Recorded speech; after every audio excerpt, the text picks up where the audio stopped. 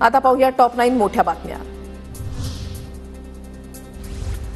भाजपने विधान परिषदेच्या 3 उमेदवारांची यादी दिल्लीमध्ये पाठवली। दादाराव केचे, अमरनाथ राजूरकर आणि माधव भंडारींना संधी।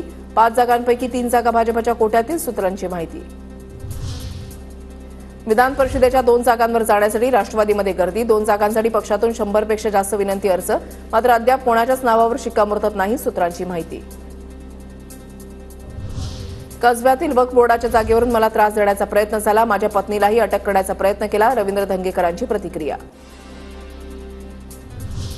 रवींद्र धंगेकरांच्या पत्नीबाबत अटकेची टांगती तलवार तयार करण्यात आली। पत्नीला अटक होण्याच्या भीतीने धंगेकर शिंदेच्या शिवसेनेमध्ये गेले, संजय राऊतांचा आरोप।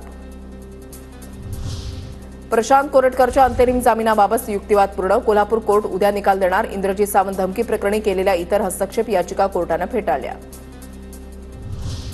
काहींना महाकुंभमधील गंगाजलला त्रास होतो, पण रात्री 7:30 नंतरच्या पाण्याने त्रास होत नाही। नितेश राणेंचं नाव न घेता राज ठाकरेंवर निशाणा। राज ठाकरेंना हिंदुत्व शिकवायला आम्हाला नितेश राणेंची गरज नाही, नितेश राणेंच्या राज ठाकरेंवरच्या टीकेला गजानन काळेंचं उत्तर।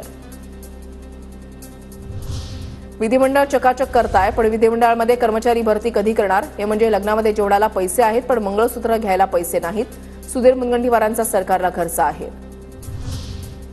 हिंदूंनी हिंदूंकडूनच मटण विकत घ्यावं, नितेश राणेंचं वक्तव्य। काहींना देशाचा पाकिस्तान करायचा आहे, राऊतांची टीका। तर जिथून घ्यायचंय तिथूनच मटण घेणार, आव्हाडांचा हल्लाबोल।